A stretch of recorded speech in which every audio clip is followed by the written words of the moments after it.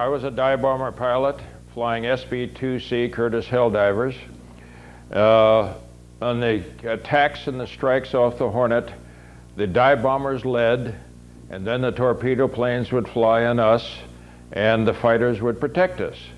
And I was designated to lead every third attack off the Hornet, which I did. And the dive bombers, we got acclimated. We did some landings and takeoffs and so on and so forth.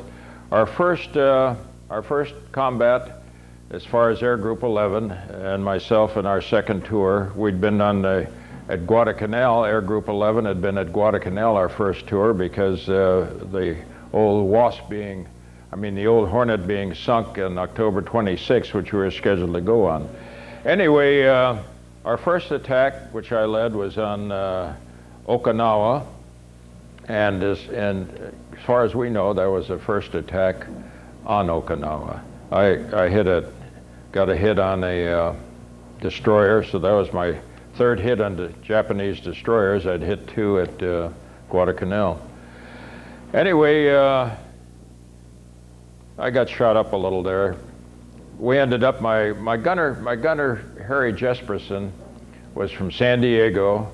He joined the Navy when he was 17. He'd been with me the whole time, and he was my gunner. Each dive bomber pilot was assigned a radioman gunner that flew with him all the time, and Harry Jesperson was mine. 20 October was the big day.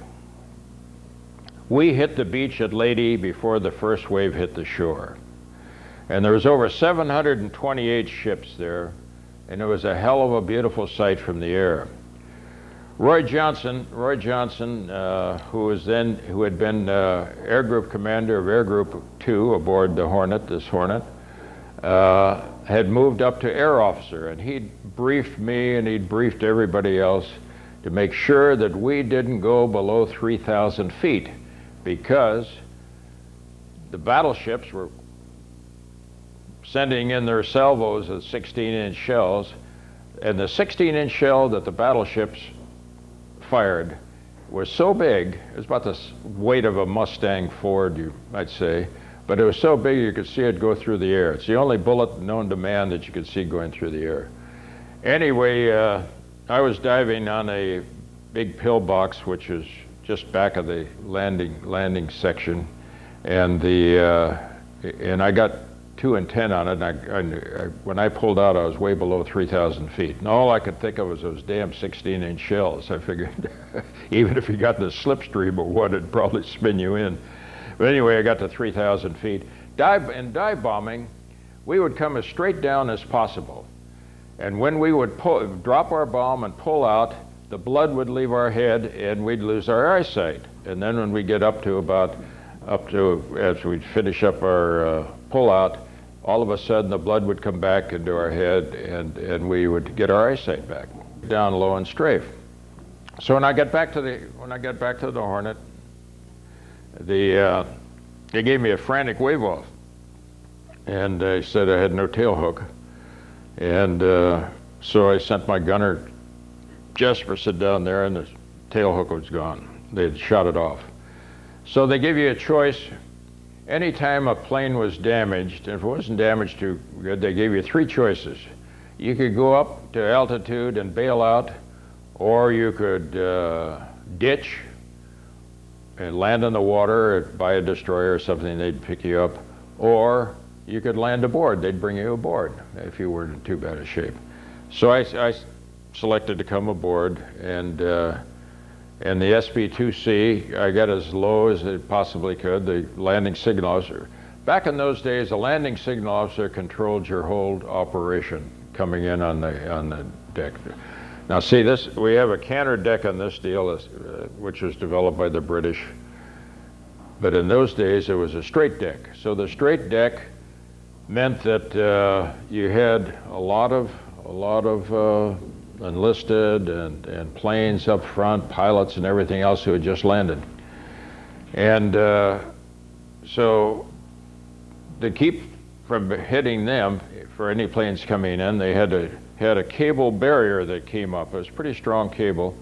So with no tail hook, what you'd do is you'd come up the deck, your propeller would engage the cables, and if you're going very fast, you'd go all the way over. If you weren't going too fast, you'd go up in your nose. And I wasn't going too fast when I hit the barrier, so it went up in the nose. They come out, and as they say, they spray you with shaving cream, which is that CO2 foam, in case there was fire or something like that. I decided I'd pull out a little higher and not get that small arm fire.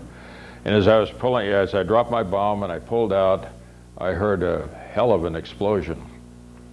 Now, one thing they say about anti-aircraft fire, they said if you ever hear it, that's the last thing you'll ever hear, because there is so much noise of an engine when you're flying in the engine, or if you're, or with the radio in your ear and everything else, that you would never hear it. But I heard this one, and I said, Jesperson, I said, what in the hell was that? And he said, oh, Mr. Wilson, he says, that big tail in the SB2C, he says, that whole top surface is gone. And I said, oh my God. So I came straight back, and as I got close to the picket ship near the carrier, I ditched.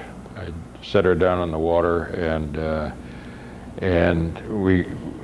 my gunner, at that time, we had no hard hats. We just had little canvas helmets, no shoulder straps, and you had to protect your head when you landed, crash landed. A lot of pilots who ditched, their head went forward, knocked themselves out, and then when the plane sank, they drowned. So we lost quite a few pilots that way. So they taught you to keep your arm above of your head, or like this, so that if you went forward into that, you'd either damage your arm, but you wouldn't knock yourself out. Anyway, I jumped out in the wing, and we had the life raft was in between the pilot and the gunner in a cylinder there. My Jesperson was in the back. He was still landing back there, and I tapped him on the shoulder to get the raft out. I said, Jess, get that damn raft out. And man, there was a startled look in his face. I think he thought I was St. Peter walking. And we stepped into the raft, and I told him, I said, you're going to row. I've been flying you around now for a couple of years. You can row this damn thing. So he rowed the deal, and we went over got alongside the picket ship. We had a tough time. It was a tough landing because there was about 30 knots of wind, and the waves were pretty high.